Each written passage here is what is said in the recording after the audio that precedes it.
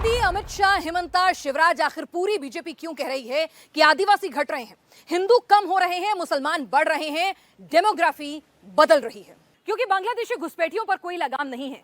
Porous border होने के चलते ये सीमा पार से आसानी से घुसपैठ कर लेते हैं, उसके बाद पहचान छिपाकर यहां रहने लगते हैं और धीरे धीरे डॉक्यूमेंट्स बनवा लेते हैं, यहां की लड़कियों से शादी करते हैं, जमीन खरीदते हैं और कागजों पर हिंदुस्तानी बन जाते हैं। आज ये हिंदुस्तान के कोने कोने में पहुंच चुके हैं।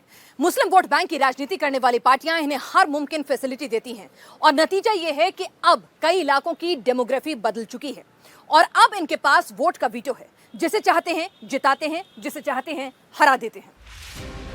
बांग्लादेश 1971 में आजाद हुआ, उससे पहले घुसपैठिए को समस्या के तौर पर नहीं देखा जा रहा था, लेकिन बांग्लादेश की आजादी के बाद सीमावर्ती राज्यों में बड़ी समस्या बन गया, जो अब पूरे देश में एक बड़ी समस्या बन चुका है।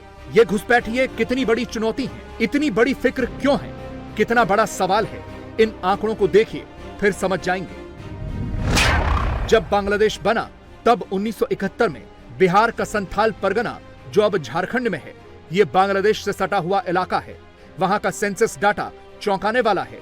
1971 में यहां आदिवासी 36.22% थे, मुसलमान 14.62% थे, लेकिन 2011 में आदिवासी 28.11% हो गए और मुसलमान करीब 21%, यानी आदिवासी 8% से ज्यादा घट गए और मुसलमान 6.5% के करीब बढ़ गए। वहीं बांग्लादेश से सटी दूसरी सीमा असम की लगती है। असम में 1971 में हिंदू 72.5% थे, मुसलमान 24.5% थे। 2011 की जनगणना में पता चला कि असम में हिंदू 61% रह गए और मुसलमान 34% से ऊपर हो गए, यानी असम में 11% हिंदू घट गए, जबकि करीब 9.5% मुसलमान बढ़ गए। वहीं बांग्लादेश से सटे बिहार में भी आबादी में बदलाव आया। बिहार में 1971 में हिंदू 83.5% थे, मुसलमान 13.5% थे।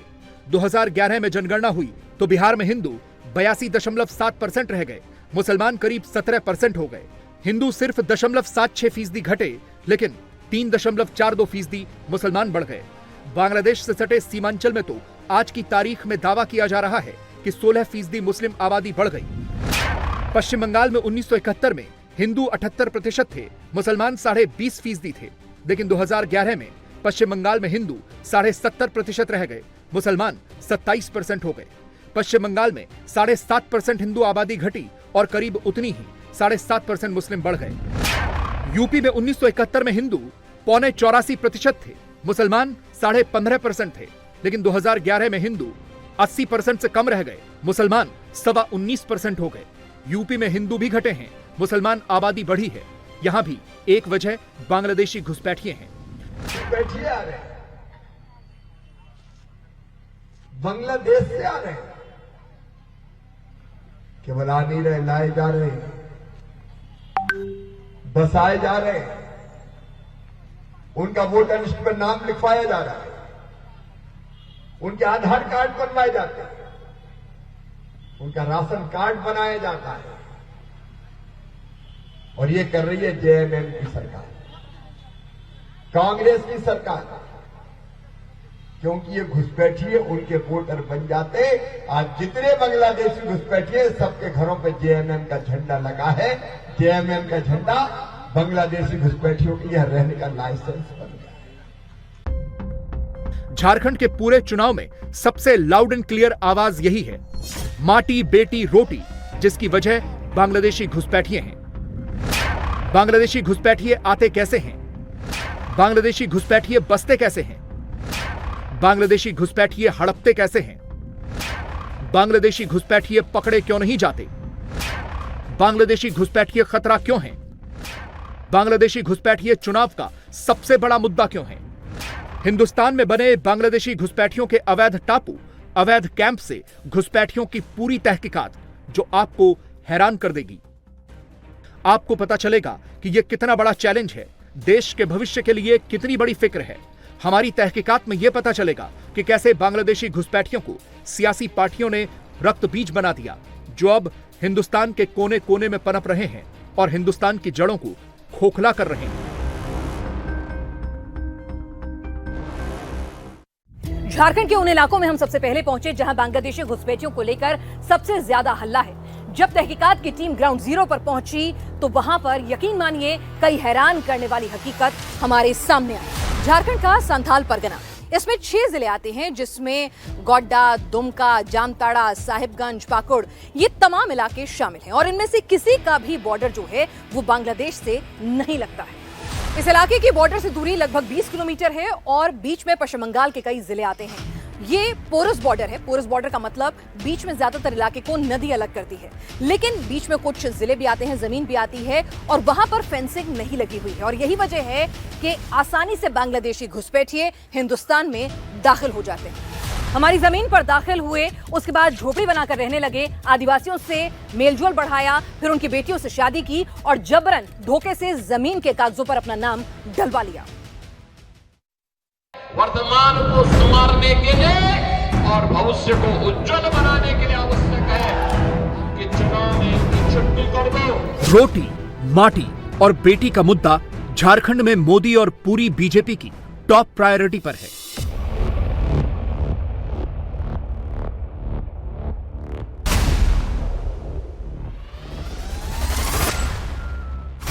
जो आरोप हैं वो बेहद डराने वाले हैं और फिक्र में डालने वाले भी।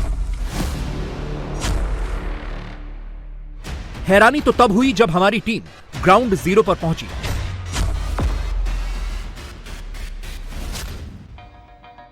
तब हमें पता चला कि यह सियासी मुद्दा यूं ही नहीं बना, इसकी बहुत ठोस और बेहद गंभीर वजह है।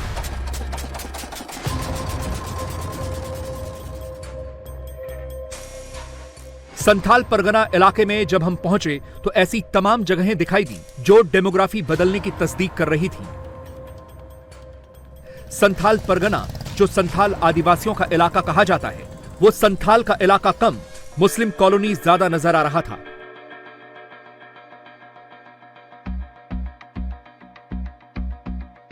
लिहाजा झारखंड चुनाव में सबसे ज्यादा चल रहे रोटी माटी बेटी नारे की हकीकत और डेमोग्राफी में हुए बदलाव को समझने के लिए ग्राउंड जीरो पर पहुंचना जरूरी हो गया था।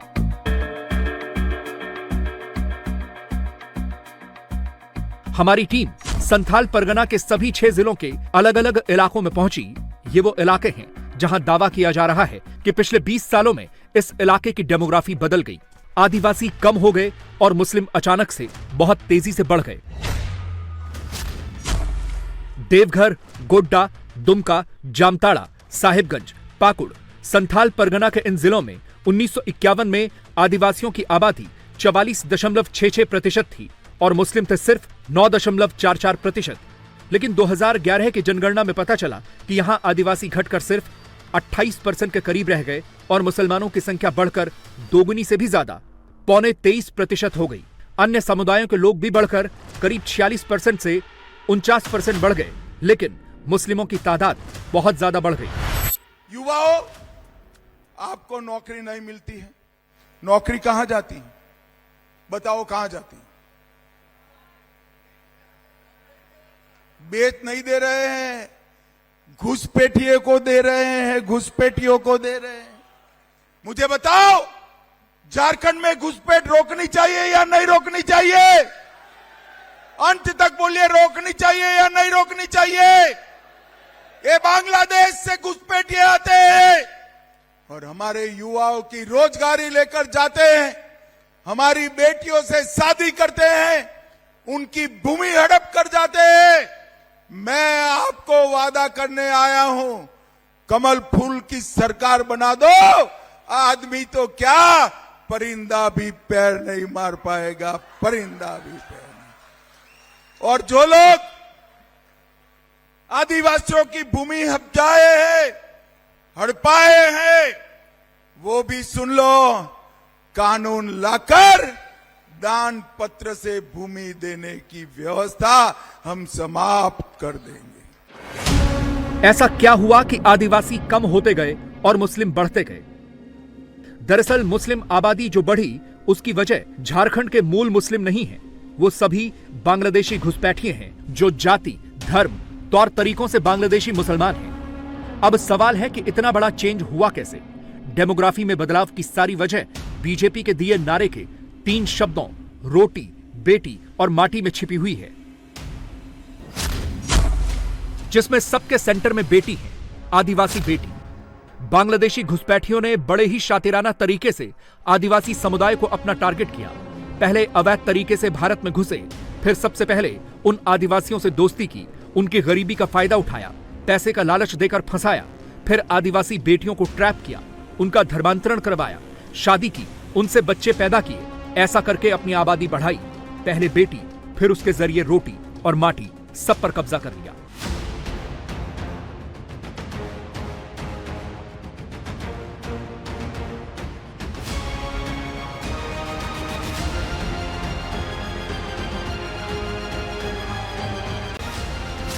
बांग्लादेशी घुसपैठियों के सबसे बड़े टापू संथाल परगना में 6 जिले हैं, जिसमें सबसे अहम है साहिबगंज।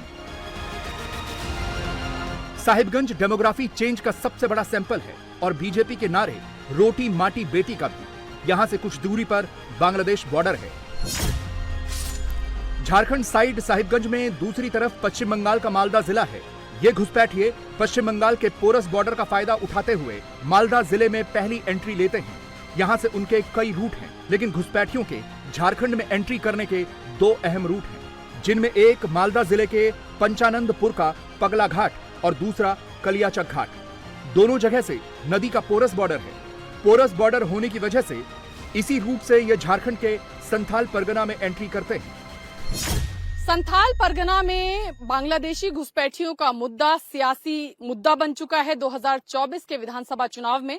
तो आज हम निकले हैं इस तहकीकात पर कि आखिर ये बांग्लादेशी घुसपैठिए किस तरह से भारत की सीमा में घुसते हैं, क्या रूट ये लेते हैं, क्योंकि झारखंड की कोई भी सीमा बांग्लादेश से नहीं लगती है, लेकिन झारखंड की सीमा पश्चिम बंगाल से जरूर लगती है। तो ये तमाम घुसपैठिए पहले आते हैं पश्चिम बंगाल में। ये देखिए, ये गंगा नदी है पूरी, और सबसे पहले ये पश्चिम बंगाल में जो दाखिल होते हैं वो पश्चिम बंगाल के मालदा जिले से दाखिल होते हैं, और फिर उसके बाद पगला घाट जो है, उस घाट से नावों पर चढ़ते हैं। ये तमाम जो पश्चिम बंगाल के ये जो तमाम बांग्लादेशी घुसपैठिए, और उसके बाद देखिए नाव से अभी आपको देख रही होंगी कुछ नावें, और इसी तरह से यही रूट लेते हुए ये लोग पहुंचते हैं दक्षिण पलाशगाछी या छुआरा घाट। पंचानंदपुर के पगला घाट से ये झारखंड के दक्षिण पलाशगाछी तक पहुंचते हैं। इसके बाद से ये फिर आगे झारखंड के अलग अलग इलाकों में बस जाते हैं। हमारी तहकीकात में हमने उस रूट को भी कवर किया है जो घुसपैठियों का सेफ रूट था।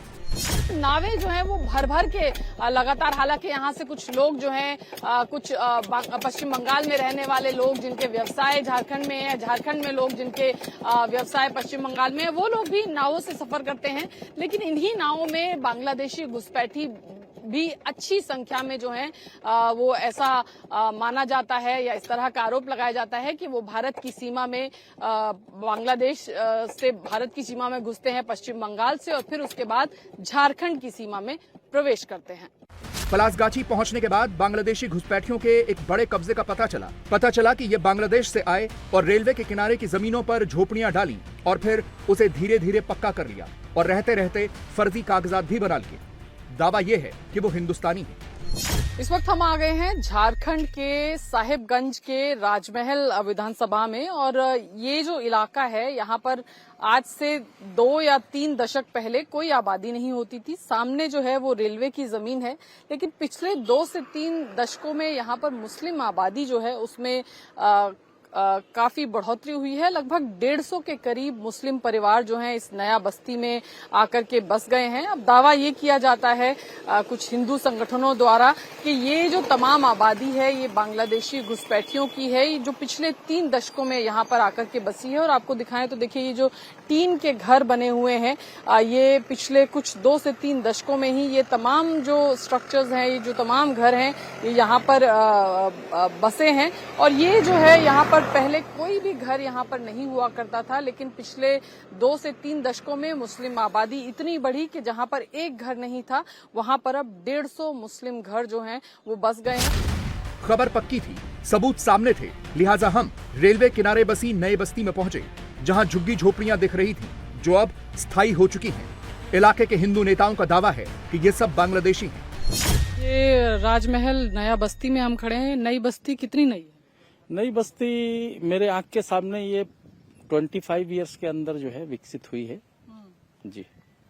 तो यहाँ पर क्या पहले अभी ये क्या जो लोग हैं ये मुस्लिम समुदाय के हैं, बांग्लादेशी घुसपैठिए हैं? ये सारे बांग्लादेशी घुसपैठिए हैं और ये मतलब विगत 25 वर्षों के अंतर्गत एक घर, दो घर, तीन घर ऐसा करके पहले झोपड़ी बनाते हैं, फिर उसके बाद धीमे धीमे करके पक्का मकान बना लेते हैं। यहाँ पे जो स्थानीय जनप्रतिनिधि जो कांग्रेस वगैरह से जो बिलोंग करते थे वो उन लोगों के सहयोग से जो है इनको राशन कार्ड, वोटर कार्ड, आधार कार्ड, ये सारी मतलब जो सरकारी डॉक्यूमेंट्स है वो इनको प्राप्त हो जाते हैं। एक पूरी तरह से जो है इनका एक सिस्टम काम करता है जो इनको यहाँ पे बसाने के लिए जितनी भी आवश्यकताएं होती उनको वो पूर्ण करवा देते हैं और इनको अपने देश के अंतर्गत का नागरिक जो है इनको तैयार करने का काम करते हैं।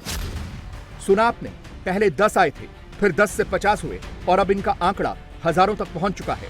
वोट बैंक के लिए इनको बसाया और इनके फर्जी डॉक्यूमेंट तैयार किए जो अब रेलवे की जमीन पर कब्जा कर चुके हैं। सोरेन सरकार अदालत में कहती है कि कोई बांग्लादेशी नहीं है। जब ये सवाल उठता है तो यहाँ के हिंदू नेता नया बस्ती का सैंपल दिखाते हैं। ये रेलवे की जमीन है? ये रेलवे की जमीन जो रेलवे के लाइन के दोनों तरफ जो है रेलवे की जमीनों पर बैठे हैं जिनका कोई डॉक्यूमेंट्स नहीं। जी। तो सरकार कार्रवाई कोई क्यों नहीं करती है? सरकार यहाँ पे हेमंत सोरेन सरकार है वो तो ये कहती है कि यहाँ पे अपने झारखंड प्रांत में कोई घुसपैठिया है ही नहीं है। अभी उन्होंने तो इस प्रकार से झाड़ लिया कि जो है घुसपैठिया नहीं। अरे हमसे पूछो घुसपैठिया कहाँ कहाँ है, हम अच्छे से जानते हैं कि घुसपैठिए ये सारे के सारे घुसपैठिए। अब सवाल ये था कि जो आरोप है वो कितना सही है। लिहाजा बांग्लादेशी घुसपैठियों की तहकीकात में हम नई बस्ती पहुंच गए। यहाँ पर कुछ लोग रेलवे ट्रैक पर मिल गए। ये वही लोग थे जिनको बांग्लादेशी घुसपैठिया कहा जा रहा है।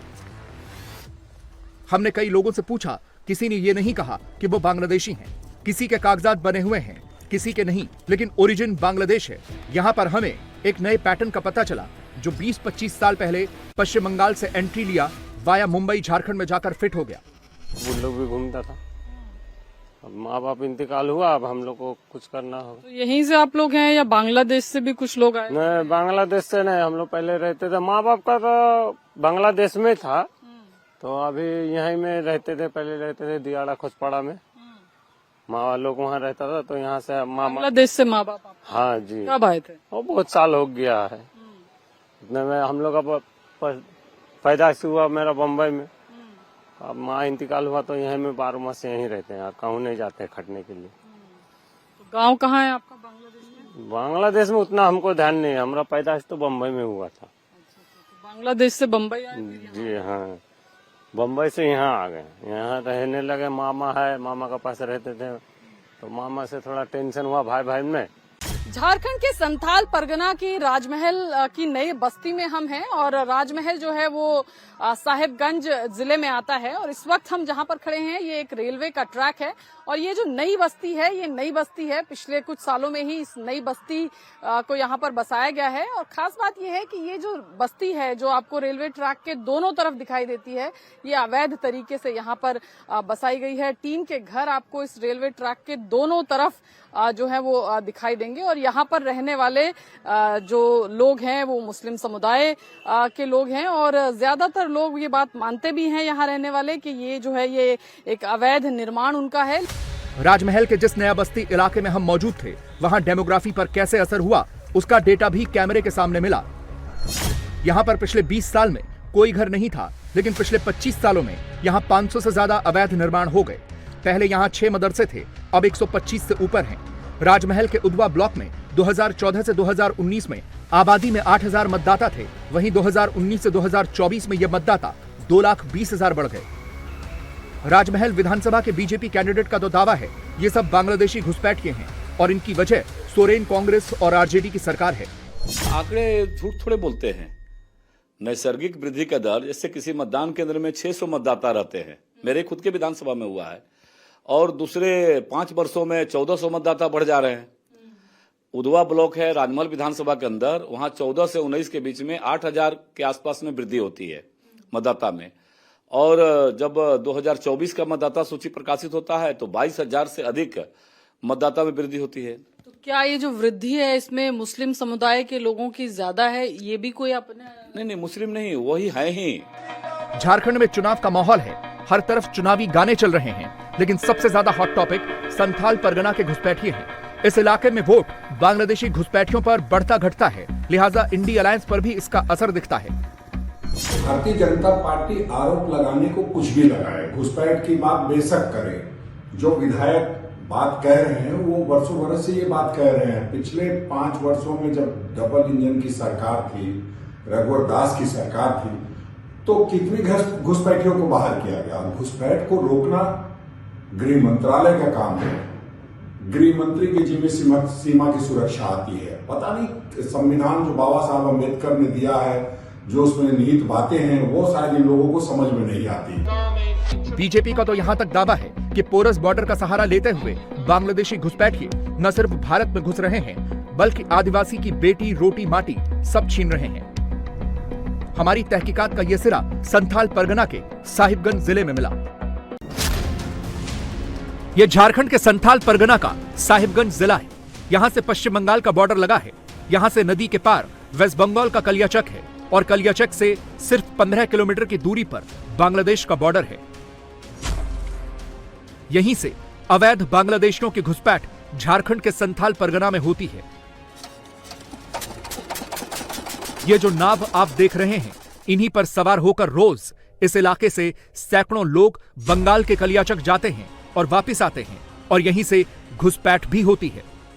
यह कितना गंभीर मुद्दा है, कितना बड़ा सियासत का मुद्दा है, इसी से समझ लीजिए कि विरोध और विरोध न करने दोनों पर वोट है।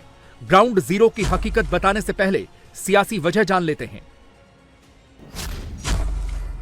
अवैध घुसपैठ को लेकर कुछ दिन पहले झारखंड हाईकोर्ट ने आदेश दिया था कि संथाल परगना में बांग्लादेशी घुसपैठियों को चिन्हित किया जाए और वापस उन्हें उनके देश भेजा जाए। 5 जिलों के डिप्टी कमिश्नर को तत्काल कार्रवाई करने को कहा गया था और साथ ही 2 हफ्ते में शपथ पत्र दायर करने को भी कहा गया था। बीजेपी इसे चुनाव का बड़ा मुद्दा बना चुकी है। हेमंत सरकार को आदिवासी वोट की चिंता सता रही है, इसीलिए हेमंत सोरेन सरकार सुप्रीम कोर्ट चली गई। हेमंत सोरेन सरकार ने सुप्रीम कोर्ट से कहा कि झारखंड बांग्लादेश बॉर्डर से सटा राज्य नहीं है। केंद्र सरकार ने झारखंड में घुसपैठ का जो दावा किया है वो आंकड़ों पर आधारित नहीं है और हाईकोर्ट के आदेश के बाद झारखंड विधानसभा चुनावों में भाषणों का हॉट टॉपिक बन गया है। झारखंड सरकार की याचिका पर शुक्रवार को सुप्रीम कोर्ट में सुनवाई हुई। सुप्रीम कोर्ट ने केंद्र सरकार को नोटिस जारी किया। सुप्रीम कोर्ट ने केंद्र सरकार से झारखंड में घुसपैठ के मुद्दे पर जवाब मांगा। अगली सुनवाई 3 दिसंबर को तय कर दी गई है। अगली सुनवाई बेशक 3 दिसंबर को हो, लेकिन रोटी बेटी माटी के मुद्दे पर बीजेपी ने झारखंड की हेमंत सोरेन सरकार की मुश्किलें और बढ़ा दी हैं। हालांकि हेमंत सोरेन सरकार आंकड़ों का हवाला दे रही है।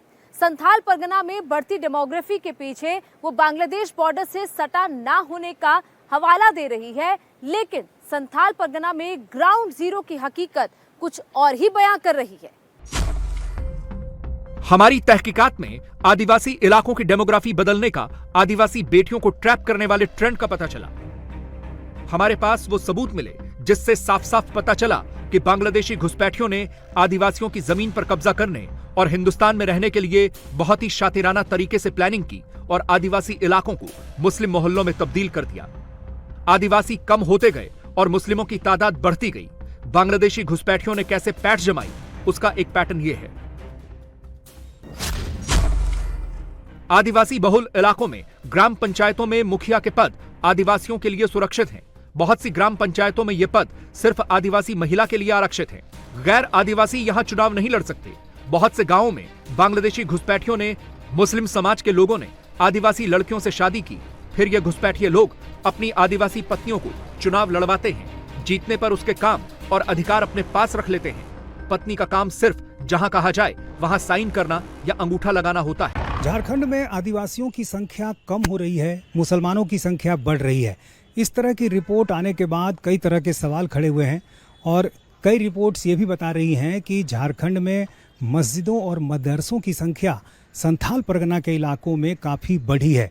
दरअसल यही मदरसे वो जगह होते हैं जो बांग्लादेशी घुसपैठिए के लिए शरण स्थली का काम करते हैं और यहाँ पर रहने के बाद उनको हर तरह की मदद पहुँचाई जाती है। तमाम तरह के जो पहचान पत्र हैं यहीं उपलब्ध होते हैं और फिर धीरे धीरे वो यहाँ की आबादी में घुल मिल जाते हैं।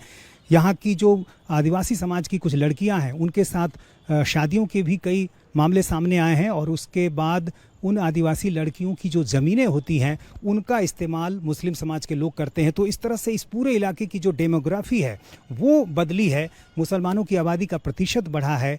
यदि हम आंकड़ों के आधार पर देखें तो 1931 की जनगणना के मुकाबले 2011 की जनगणना में ये जो प्रतिशत है वो बहुत ज़्यादा बढ़ा है। खासतौर से पाकुड़ में करीब 40% की बढ़ोतरी हुई है, तो वहीं साहिबगंज में 37% मुस्लिम आबादी बढ़ी है। यानी पहले जाल में फंसाया, धर्म परिवर्तन कराकर शादी की, फिर राजनीतिक रसूख हासिल करने के लिए आदिवासी की पहचान को दिखाया और चुनाव जीतकर मुखिया पति बन गए। हमारी तहकीकात में संथाल परगना इलाके में यहां ऐसे एक नहीं कई परिवार मिले। संथाल परगना में ऐसे इलाके जमाई टोला के नाम से मशहूर हैं। साहिबगंज जिले के बिशनपुर पंचायत की मुखिया और उनके पति हमारे साथ हैं। ये पंचायत आदिवासी महिला के लिए आरक्षित है, तो जाहिर है यहाँ से आदिवासी महिला ही चुनाव लड़ सकती है। हमारे साथ हैं यहाँ की मुखिया। क्या नाम है आपका? कालामई टुडू। कालामई टुडू जी सर। अच्छा, कब जीती मुखिया का चुनाव? 2 साल पहले। 2 साल पहले जी। अच्छा, आपका क्या नाम है? आपका नाम? मेरा नाम वसीम अकरम। आप इनके पति हैं? जी। वजह क्या रही, चुनाव लड़ने ही के लिए ये शादी किया कि चूंकि आरक्षित सीट है? नहीं नहीं, ऐसा कोई बात नहीं है। ऐसा ही बात नहीं है कि हम चुनाव लड़ने के लिए शादी किए, ऐसा बात नहीं है। यहाँ तो मजबूरी है ना, चूंकि ये महिला के लिए आरक्षित है, आदिवासी महिला के लिए आरक्षित है, तो आप तो कभी मुखिया बन नहीं सकते थे, अब मुखिया पति तो बन गए। मान लीजिए कोई शादी करके लेके आ गया, खड़ा हो गया, तो उसको थोड़ी ना चाहेगा। पब्लिक जब तक नहीं चाहेगा आप नहीं बन सकते हैं। आप शादी करके ही चुनाव में खड़ा करने के लिए अगर किसी का उद्देश्य है तो ऐसा थोड़ी ना है कि उसको सब आदमी वोट दे देगा। तो मुखिया पति बन गए ना, लोग क्या कहते हैं आपको? ऐसे ही नाम से बुलाते हैं। मुखिया जी तो आप ही को कहते होंगे। हमने पूछा लोगों से मुखिया जी कौन है, तो बताया वसीम है। हाँ, तो बोलते होंगे, लेकिन असल में तो मुखिया वो मैडम है। कौन है असली मुखिया? हाँ सर। हाँ, आप हैं? जी। अच्छा, आपने कुछ सीखा कि नहीं इनसे? आदिवासी समाज की जो प्रथाएं हैं वो सब सीखा? कुछ सीखा है थोड़ा बहुत। थोड़ा बहुत। अच्छा, आपने क्या सीखा इनसे? मुस्लिम समाज की जो तौर तरीके हैं वो अपनाती हैं आप? जी सर, बहुत कुछ सीखे हैं। जैसे नमाज वाज कैसे पढ़ा जाता है, ये सीखा? नहीं, हल्का मोटा मोटे जानते हैं। अच्छा, क्योंकि बहुत सारी पर्दा कई चीज़ें होती हैं, तो वो सब आप करती हैं? हाँ, पर्दा करते हैं। बीजेपी नेताओं का दावा है कि ये सब बांग्लादेशी घुसपैठिए हैं जो अवैध तरीके से भारत में घुसे, अपने अपने इलाकों में यही पैटर्न अपनाया, आदिवासी बेटियों को ट्रैप में लिया, उनकी बेटियों से शादी की, फिर उनकी जमीन और खेत पर कब्जा कर लिया।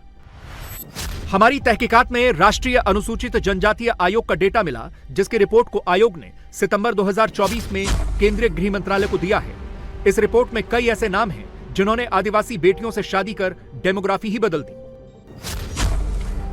साहिबगंज के बरहट संस्थाल पंचायत की मुखिया सेनिला हासदा का पति मोहम्मद आजाद, साहिबगंज के कदमा पंचायत की मुखिया एंजेलिन हासदा का पति मोहम्मद जानवेज, साहिबगंज के ही गोपालडीह पंचायत की मुखिया सुनीता टुडू का पति समनू शेख, साहिबगंज के बेगमगंज पंचायत की मुखिया ललिता टुडू का पति मोहम्मद उस्मान शेख, साहिबगंज की लरतीपुर पंचायत की सुहागिनी सोरेन का पति मोहम्मद सनाउल शेख, साहिबगंज की सतगाछी पंचायत की मार्था माल्तो से मोहम्मद रहमत विश्वा ने शादी की, साहिबगंज के बिशनपुर पंचायत की मुखिया तलामाई टुडू के पति वसीम अकरम, साहिबगंज में मयूरकोल पंचायत की मुखिया सोना किस्कू हैं और इनके पति हैं वकील अंसारी, साहिबगंज में आदिवासी महिला मोनिका किस्कू जिला परिषद के अध्यक्ष चुनी गई हैं, इनके पति का नाम है एजाज शेख।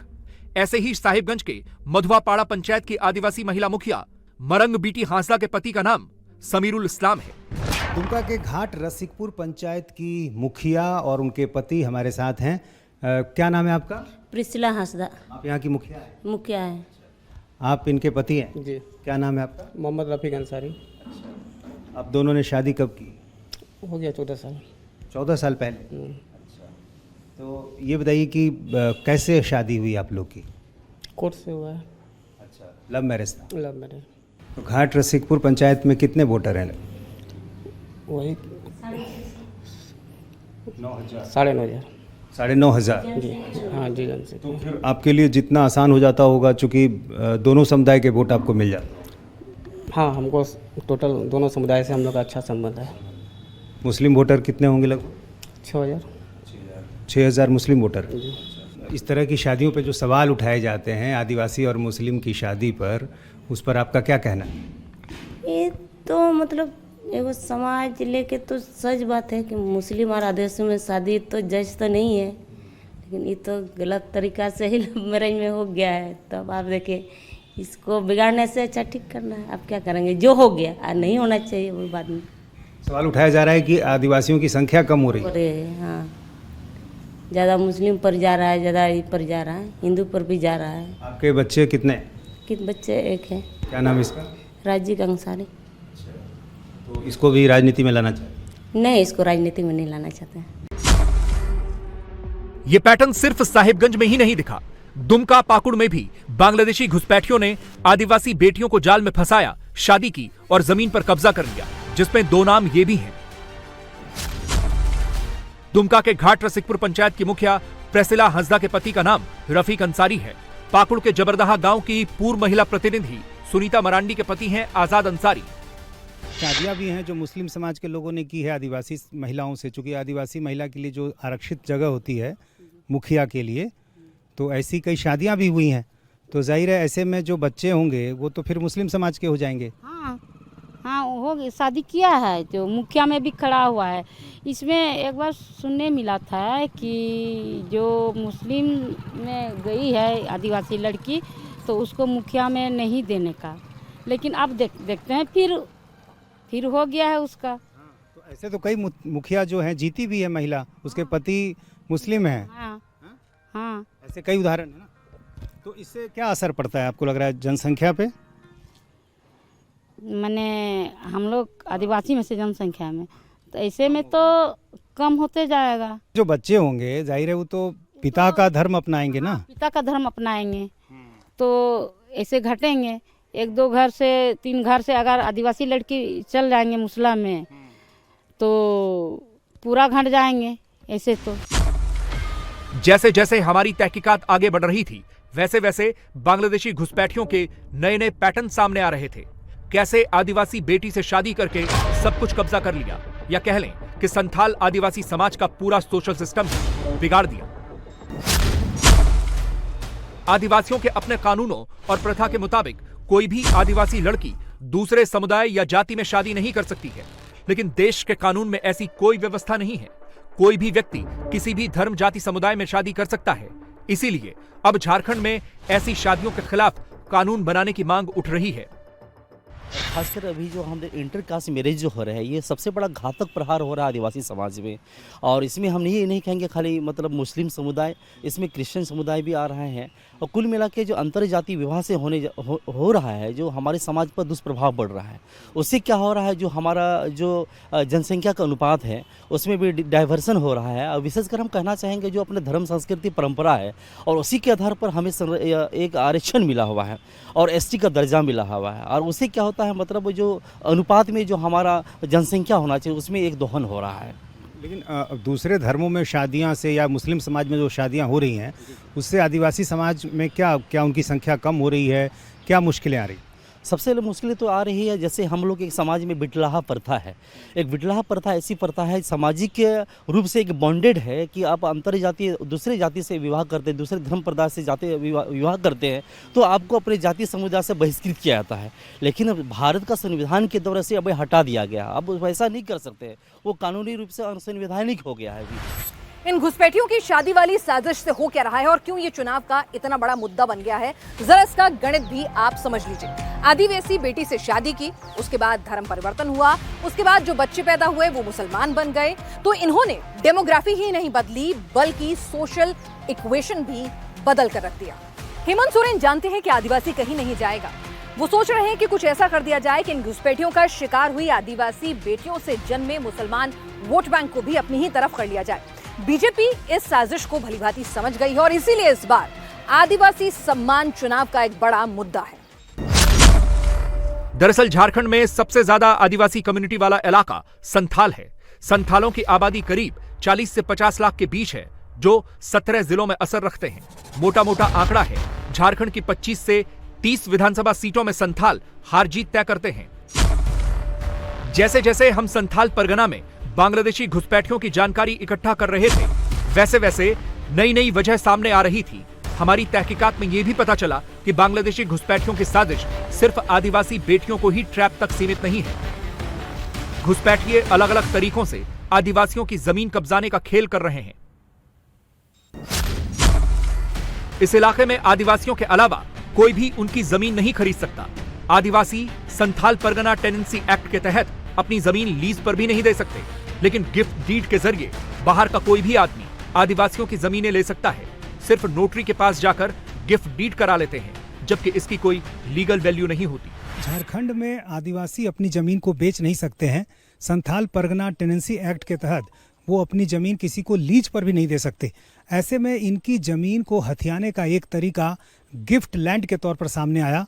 दरअसल भोले भाले आदिवासियों को बहला फुसलाकर कई जो बाहर से आने वाले लोग हैं वो इनकी जमीन अपने कब्जे में ले लेते हैं। सिर्फ नोटरी के पास जाकर एक साधारण तरीके से गिफ्ट के जरिए यानी दान पत्र के जरिए उनसे ज़मीन लेने का एक प्रमाण बनवा लिया जाता है। हालांकि इसका कोई कानूनी आधार नहीं होता, फिर भी इस तरह के गिफ्ट लैंड के जरिए आदिवासियों की ज़मीन भी हड़पी जा रही है और ऐसी ज़मीन का बेजा इस्तेमाल, खतरनाक इस्तेमाल भी हो रहा है। इस पूरे इलाके में आदिवासियों की जनसंख्या तो कम हो रही है, लेकिन मुसलमानों की संख्या बढ़ रही है और इसीलिए यहां बांग्लादेशी घुसपैठ का तर्क दिया जाता है। संथाल में सबसे ज्यादा मुस्लिम आबादी पाकुड़ में बढ़ी है 40%। वहीं साहिबगंज में मुस्लिम आबादी में 37% की बढ़ोतरी हुई है।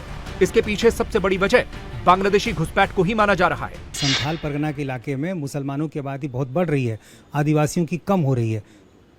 क्या इसकी वजह आपको क्या लगती है? ये सिर्फ वजह झारखंड ही की नहीं है, पूरी दुनिया की बात है कि हमारे मुसलमान बढ़ रहे हैं और दीगर बरादरी घट रहे हैं। और घटने का सिर्फ और सिर्फ कारण है नशाखोरी और जो जिस चीज़ से ज़्यादा हानि होता है उन चीज़ों से नहीं बचते हैं लोग। अब मुसलमानों के यहाँ तो वो सारे चीज़ हराम हैं, दारू है, गांजा है, जो नशा होता है वो हराम है। अब हराम चीज़ हम नहीं खाएंगे तो हमारा तो ज़ाहिर सी बात है हम कम मरेंगे। आज 150 जो मरा हाथरस में वो कौन थे? ज़्यादा गैदरिंग करने वाले ही मरते हैं। वो तो एक हादसा है, घटना है। हादसा है तो हादसा क्यों होता है? शराब पी के जाते हैं, नशा करके जाते हैं, गांजा पी के जाते हैं। ऐसी घटना तो कहीं हो सकती है। मुसलमानों का भी कोई बड़ा जलसा होगा तो वहाँ भी भगदड़ मच सकती है। कभी नहीं, आप किसी भी वक्त आप दिखा दीजिए कोई भी जलसे में भगदड़ होने का सवाल ही नहीं है, इसलिए कि नशा करके जाते नहीं। सबसे बड़ी जो भूल है वो नशा है। एक सवाल उठता है कि बांग्लादेशी घुसपैठिए क्यों भारत में घुसपैठ करना चाहते हैं और झारखंड को ही मेन सेंटर क्यों बनाना चाहते हैं, और यह कितना बड़ा खतरा है। हमने इसकी पड़ताल की। हमारी तहकीकात में पता चला राज्य का बॉर्डर बांग्लादेश के पास है। यह सीधे तो नहीं सटता, लेकिन बीच में पश्चिम बंगाल है जो ब्रिज का काम करता है। कई बाहरी ताकतें यहां एक्टिव हैं जो लोकल चरमपंथियों जैसे पॉपुलर फ्रंट ऑफ इंडिया के साथ मिलकर काम करती हैं। इन्हीं के जिम्मे फेक पहचान बनाने का काम है। हालांकि पीएफआई को झारखंड सरकार ने 6 साल पहले ही बैन कर दिया था, लेकिन बावजूद इसके पर्दे के पीछे पीएफआई घुसपैठियों को घुसाने का काम कर रहा है। आरोप यही था, एंटी नेशनल एक्टिविटी। इसके बाद भी जमीन के भीतर भीतर सुखबुगाहट सुनाई दे ही जाती है। झारखंड का संथाल परगना चिकन स्नेक के करीब है, मतलब सिलीगुड़ी के पास लगभग 22 किलोमीटर का दायरा जो पूर्वोत्तर को बाकी देश से जोड़ता है। अगर ऐसे इलाके में अपनी पैठ बना ली जाए तो कई देश विरोधी काम अंजाम दिए जा सकते हैं। एक वजह यह है कि झारखंड दूसरे राज्यों की तुलना में भले ही कमजोर लगे, लेकिन यहां मिनरल्स की खान है। आदिवासी समाज का जमाई बनकर घुसपैठिए सीधे खदानों तक पहुंच बना रहे हैं। एक बात तो तय है कि बिना सरकारी संरक्षण के बांग्लादेशी घुसपैठिए अपनी जड़ें नहीं जमा सकते। राज्य सरकार से लेकर केंद्र सरकार सबकी जिम्मेदारी है, लेकिन सबसे पहली जिम्मेदारी राज्य सरकार की है जो ऐसे घुसपैठियों को सेफ रूट देती है। अगर यह वोट बैंक की सियासत है तो यकीनन बड़ी चुनौती है। लूपहोल्स एक नहीं कई हैं। सवाल बॉर्डर सिक्योरिटी पर भी है और बांग्लादेशी घुसपैठियों को पकड़ने वाली एजेंसियों पर भी है, क्योंकि सवाल है कि यह घुसपैठ हो कैसे जाती है। भारत बांग्लादेश की 4097 किलोमीटर की अंतर्राष्ट्रीय सीमा है। ड्रग्स, नकली नोट, कैटल स्मगलिंग में बांग्लादेशी घुसपैठिए शामिल होते हैं और ये सिर्फ झारखंड पश्चिम बंगाल तक ही नहीं, देश के दूसरे कोने तक पहुंच गए हैं। बांग्लादेश में बैठा मेन हैंडरल 5,000 से 10,000 में ही घुसपैठ करवा देता है। कभी ये ग्रुप में तो कभी 4 से 5 या फिर कभी 2-2 की संख्या में घुसपैठ कराई जाती है। अलग अलग जगहों पर इनके आदमी होते हैं जो पिक करके बॉर्डर पार करा देते हैं। ये एक बहुत बढ़िया नेटवर्क जो इनका घुसपैठियों को भारत में लाने का नेटवर्क काम करता है। इसमें माफिया लोग जो हैं वो काम कर रहे हैं और इसमें जो लोग घुसपैठ करते हैं उनसे ये बहुत पैसा लेते हैं। बॉर्डर के ऊपर जो लोग रहते हैं, जो गांव वाले लोग हैं, ज़्यादातर जो दलाल हैं उन्हीं लोगों के बीच में पाए जाएंगे। उनको बॉर्डर का चप्पे चप्पे की उनको जानकारी है। वो बीएसएफ के जवानों की मूवमेंट को बॉर्डर के ऊपर, ग्राउंड के ऊपर दिन और रात उसके ऊपर नज़र रखते हैं। जब उनको पता लगता है कि बीएसएफ का जवान किसी पर्टिकुलर जगह में उसकी निगरानी हटी, उस इलाके से वो घुसपैठ कराने की कोशिश करते हैं। और ये घुसपैठ रात के वक्त होती है, जब मौसम बहुत ख़राब होता है, तूफान आता है, जब बिजली आसमान में गरजती है। ऐसी परिस्थितियों में ये घुसपैठिए भारत में आने की कोशिश करते हैं। भारत और बांग्लादेश का बॉर्डर 4,097 किलोमीटर का है। भारत में इसे बॉर्डर सिक्योरिटी फोर्स गार्ड करती है, तो वहीं दूसरी तरफ बांग्लादेश के बॉर्डर गार्ड्स इसको गार्ड करते हैं। ये पोरस बॉर्डर है। कई जगहों पर पोरस होने की वजह से आसानी से हैंडलर घुसपैठियों को अपने कुरियर के जरिए भारत में प्रवेश कराने की फिराक में लगे रहते हैं। बॉर्डर सिक्योरिटी फोर्स ने इसी साल में कुल मिला के 1244 घुसपैठियों को पकड़ा है। अब उन्हें वापस डिपोर्ट करने की कार्रवाई की जा रही है। पोरस का साधारण शब्दों में आप मतलब समझ लें कि कई जगह रिवराइन है, यानी पानी होने की वजह से, नदी और नाले होने की वजह से इसे पूरी तरह से फेंस के बावजूद भी निगरानी करना बेहद मुश्किल है। बारिश में ये ओवरलैप कर जाता है। वहीं जीरो लाइन के आगे लोगों की खेती है, वहां पर वो खेती करते हैं और फिर वापस आते हैं। जीरो लाइन का मतलब तारबंदी से है, जहां पर फेंस लगी होती है। कल्चर टाइज होने की वजह से एक दूसरे के परिवार के लोग वहां पर हैं जो आसानी से आते जाते हैं। और यही सबसे बड़ी चुनौती है